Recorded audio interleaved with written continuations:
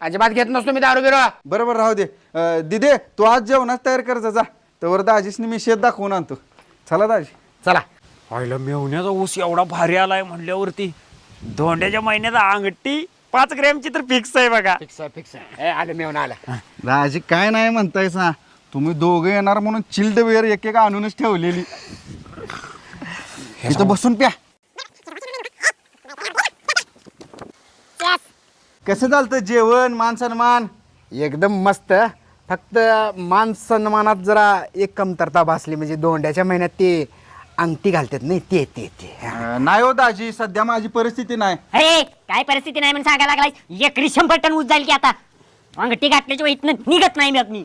होय काय दाजी मगाशी रानात तुम्ही बिअर पिताना व्हिडिओ काढलाय. आय मेवणे कशाला अंगठी अजिबात नको.